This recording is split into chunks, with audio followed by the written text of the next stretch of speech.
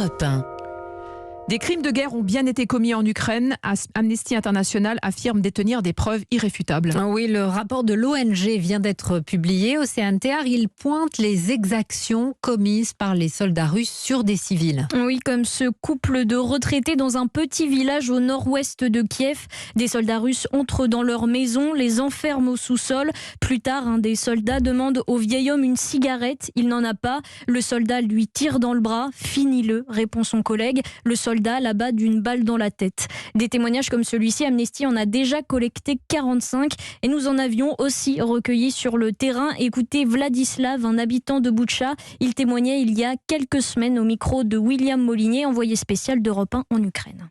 Il y avait un grand-père assis sur un banc dans sa cour. Il préparait un feu pour manger, il n'avait ni électricité ni eau.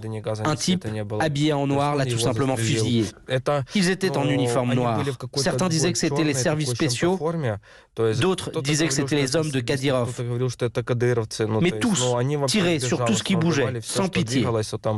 Océane, quelle est la méthode des enquêteurs pour rassembler les preuves ? Eh bien, ils se sont installés dans 8 villes comme Boutcha ou Borodianka, particulièrement touchées par les attaques russes. Pendant 12 jours, ils ont donc recueilli plus de 40 témoignages de proches de victimes, de leurs familles, de leurs voisins, les ont recoupés. Ils ont pris des photos des scènes de crime et ont aussi analysé des fragments de munitions. Un travail de documentation, d'enquête indispensable pour faire la lumière sur ces exactions, explique Jean-Claude Samouillet. Il est vice-président d'Amnesty International France.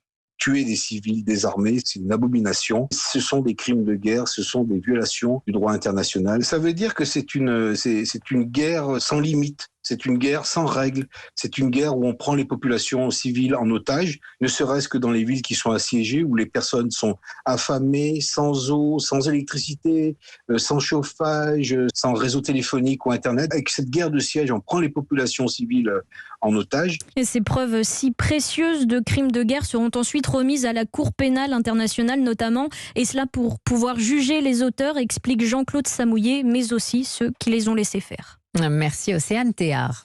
Un nouveau convoi de l'ONU est attendu à Mariupol. Il doit évacuer les derniers civils retranchés dans l'usine Azovstal. Oui, les Ukrainiens accusent d'ailleurs Moscou de ne pas respecter la trêve et de tirer pendant les évacuations de civils.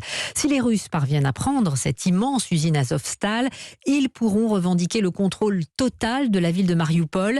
Mais dans les sous-sols de la Syrie, ils sont nombreux à vouloir résister coûte que coûte. Et tous les moyens sont bons pour se donner du courage. Écoutez ces voix qui s'élèvent dans la pénombre pour entonner un chant patriotique. Et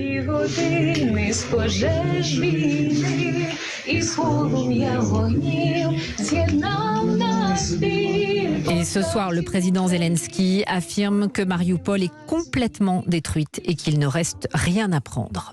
Face aux exactions, à cette guerre qui se prolonge, l'Europe veut mettre en place au plus vite un 6e paquet de sanctions. Oui, mais il faut l'unanimité des 27 et la Hongrie continue à jouer les troubles-fêtes. C'est l'embargo sur le pétrole russe qui ne passe pas à Maud Descamps. En effet, le Premier ministre hongrois Viktor Orban a même durci le ton aujourd'hui. Il estime que le projet d'interdire les importations de pétrole russe d'ici la fin de l'année porte atteinte à l'unité de l'Union européenne. Une première mouture du texte prévoyait que la Hongrie et la Slovaquie, 2 pays très dépendants du pétrole russe, puissent poursuivre leurs importations jusqu'à la fin de l'année 2023. Un délai trop court, a estimé Viktor Orban. Le texte a donc été réécrit et la dérogation prolongée d'1 an.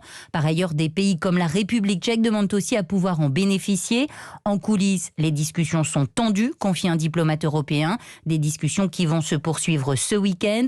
Si aucun accord n'était trouvé d'ici dimanche, alors une réunion extraordinaire des ministres des Affaires étrangères sera convoquée pour tenter de débloquer la situation et mettre en place au plus vite ce nouveau paquet de sanctions destiné à tarir le financement de la guerre menée par la Russie en Ukraine. Maud Descamps.